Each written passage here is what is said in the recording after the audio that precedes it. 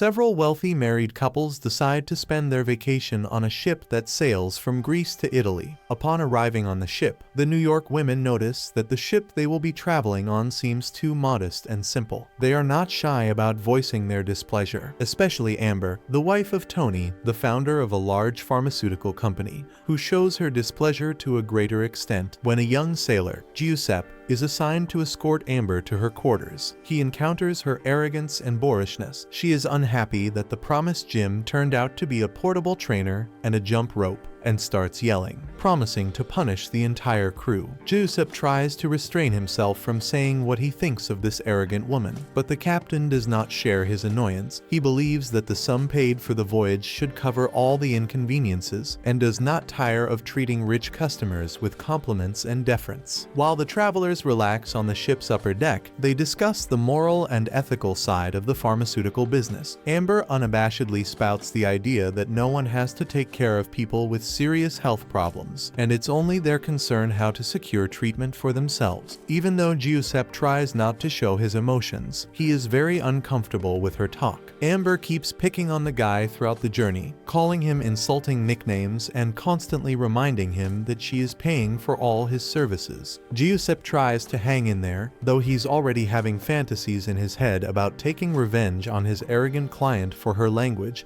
And after the party, when all her friends leave on boats for an excursion, Amber demands that Giuseppe take her to them. Despite warnings about possible dangers, she insists, and they head out on the high seas. Suddenly, the boat's engine stops running, leaving them a decent distance from the ship. Amber continues her harsh remarks, demanding that the boat be started immediately, but this time, even if Giuseppe wanted to, there is nothing he could do about it. The boat was carried farther and farther by the current. During the night, Amber's mood changed, and she began to show respect to Giuseppe without misrepresenting his name. They found a flare gun in the boat, and when the time comes to take that chance, a yacht comes into view. Amber shows her worst qualities again, trying to prove her leadership, and accidentally punctures the boat. During the night, a thunderstorm and storm began, and they held onto the boat, half submerged in water. Soon, however, they saw land on the horizon, and were able to reach it. Once ashore, Amber tried to keep commanding and intimidating the sailor, but Giuseppe decided not to listen to her and to look around the island first. When it became clear that the island was uninhabited, the guy gets the perfect opportunity to get even for all the humiliation he has had to endure in recent days. Giuseppe uses his time effectively, collecting discarded trash from the ocean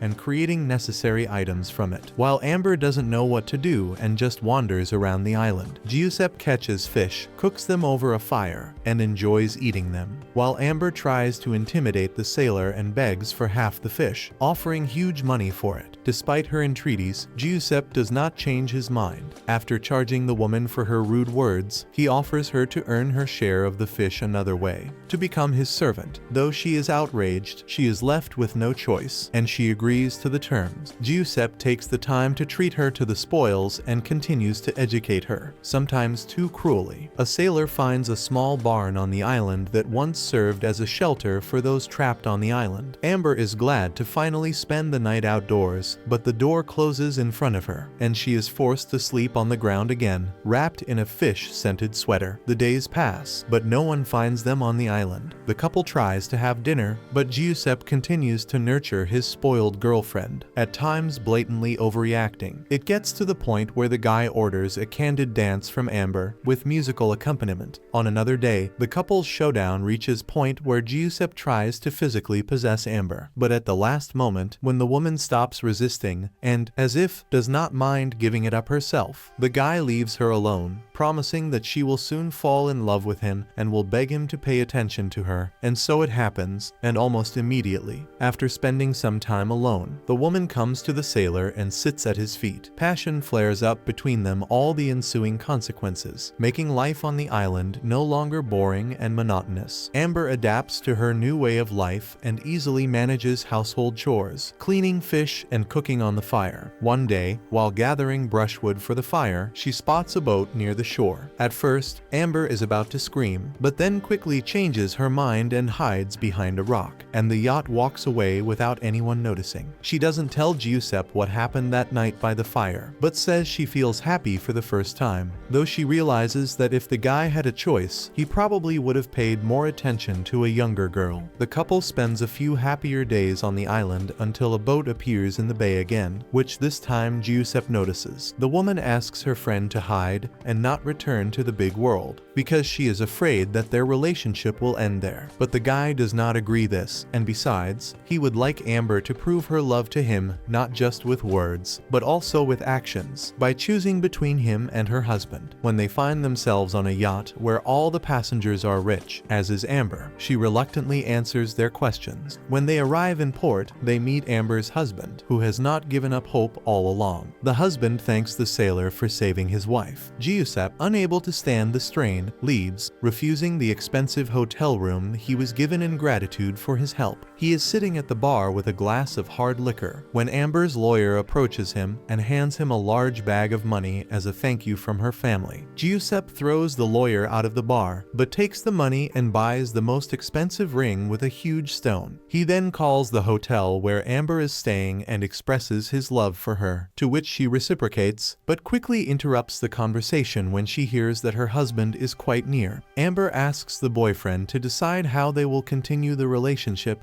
and leaves a note for her at the hotel receptionist. Giuseppe writes a note with the address at the port where the ship was docked to meet his sweetheart and start a new life together. The note, the sailor leaves as agreed, warning the receptionist that under no circumstances should it go to anyone but Amber herself. But Tony notices something amiss in his wife's behavior and does not leave her alone for a moment. When the woman inquires about a letter for her, her husband immediately appears behind her back, and the receptionist hesitates to hand over the note, handing over only some unimportant envelope. Amber goes to her room to pack her things and return to New York, still hoping that Giuseppe will come for her at the last minute. At this time, Tony intercepted the note and passed the return letter to Giuseppe through the guy who was helping to load things into the helicopter. The guy hands Giuseppe a letter that supposedly says on behalf of the woman that their relationship is over. Giuseppe runs to the takeoff pad, hoping to make it in time, but the helicopter rises higher and higher and a poor woman is crying in it, still undecided about changing her life. Shouting her name, Giuseppe throws the ring, which sinks to the bottom of the ocean, never having pleased the one it was meant for. That's all for today. Subscribe and like it if you want more videos like this.